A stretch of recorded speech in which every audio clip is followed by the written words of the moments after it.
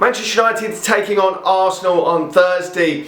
A battle for a Champions League spot for Manchester United, with a really tricky tie against Arsenal, and this is a massive test for Manchester United because the best Manchester United can hope for now is to try and get in that Champions League spot, which is disgusting considering the ambitions that this team should have had at the start of the season. It really is disgusting where Manchester United have gone so horribly wrong with the amount of top quality players that have been brought in the summer to be challenging and to be maybe limbering to try and get into fourth position is just atrocious from this Manchester United team.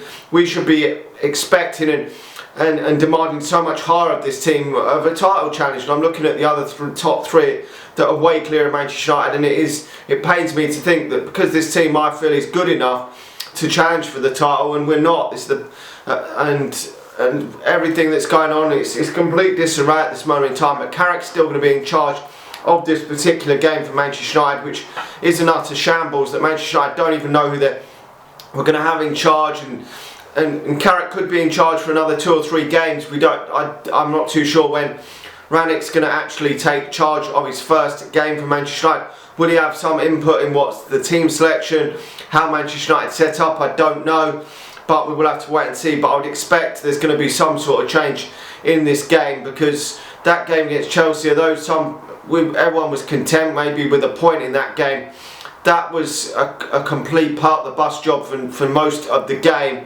And Manchester United can't go into this game and park the fucking bus against Arsenal at home if we're looking to be ambitious, even to get in a Champions League spot. That's not going to wash with the fans at Old Trafford. It wasn't even washed with me really in that game against Chelsea. I was still disappointed, to be honest. I mean, I accepted the draw, but to play for a fucking draw it's just not the Manchester United way. And then with the amount of attacking players that Manchester United have got, we should be looking to attack teams, not fucking sit back. Yes, it was the European champions, and I get that, but still, this Manchester United squad has had about fucking nearly £500 million spent on it over the last few years, and the most of any fucking team in the Premier League, and we should be going out and going toe to toe with them sort of teams, and we look like men against boys, to be honest, in terms of domination. But I wouldn't expect this to be like men against boys. This will be probably a lot more even. Although I believe on paper Manchester United have got a much better team than Arsenal, but it's going out there and proving that. And we've seen how many bang average teams that Manchester United have made look good this season. The likes of Everton, Watford, Villa have all been in horseshit form. Played Manchester United, even Leicester, been playing horseshit all season. These teams, they play Manchester United and play us off the fucking park and look like fucking prime Real Madrid. It is an absolute joke, it really is. And am I confident in this game? I don't know really what to expect. So I don't know if these players are going to turn up. I mean, they've turned up a little bit in these last 2 games against Villarreal and Chelsea, more so than they did under Ole Gunnar Solskjaer, because there's no way we would have got 1 win and 1 draw out of that and only 1 goal, a penalty against us if Ole Gunnar Solskjaer had been in charge. We know that some of these players have been literally an absolute disgrace. How do I see Carrick going into this game? He's got to go more attacking in this game. He can't sit back in this one because we're fucking at home. So obviously De Gea will be in goal. I'm going to go. I would think he would keep a similar back four. Telles has got to start left back. Luke Shaw's been a disgrace this season, even if he's fit. Got to go with Telles there. Then it's going to be Lindelof and Maguire. He's going to bring Maguire back in. Maguire shouldn't really come back in because he's been another fucking disgrace this season. And then players have completely and utterly basically been so shit that have helped Ole Gunnar Solskjaer get the sack. And when they've been so poor like that, they should come out the team. They really should. Manchester United got other options. The defence wasn't terrible against Chelsea, and some people thought the Bay should be given more game time for Manchester United, and maybe should have been when Ole Gunnar Solskjaer kept playing Maguire when he wasn't fit, when he was fucking making mistake after mistake every week. That was on Ole Gunnar Solskjaer to take Maguire out of the team, because he should have come out of the team, but he will come back in. Wan-Bissaka will keep his place. Even if he makes more errors, Wan-Bissaka's going to keep his place. Diogo Dalot is error prone as well, so I don't really see there's not much option there anyway. He's going to go for Fred and McTominay in midfield. We know that. He's going to go for Bruno Fernandes in a more attacking position.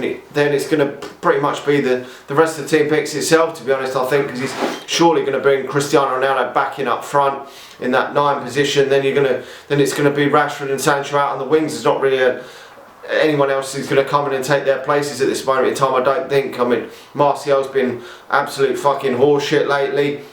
Greenwood's been out potentially with COVID, and even before that he was absolutely dog shit under Ole Gunnar Solskjaer for weeks, so he doesn't deserve to come in. And the other options like Lingard and that haven't done anything for weeks either, so it is pretty much picks. I think that forward line pretty much picks itself at this moment in time.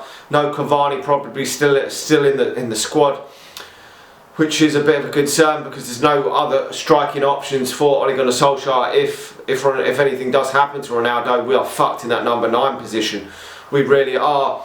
But Arsenal are in pretty good form, to be honest. The only real downfall for Arsenal was that game against Liverpool where they got hammered, but we got hammered against them as well. So they're obviously got some problems with Saka, injury concerns there. He may miss out, but Smith Rowe has been, but before the international break, was in very, very good form and continued that into the international break. So he's one that Manchester United have got to look out for. Aubameyang's been hot and cold, so they're not scoring a shit ton of goals, but they're not actually conceding many. So it's going to be a difficult game for Manchester United. At the back, they've been pretty decent this season. Bringing in Ben White at the back has made a massive difference. Obviously, bringing in Ramsdale in goal. A lot of people, even Arsenal fans, weren't convinced on when they brought him in, but he's been a revelation for them in goal there to keep the goals out, because obviously over the years we know Arsenal's problems at the back. They've had a lot of frailties there and conceded a lot of goals, but they're keeping a lot more clean sheets this season.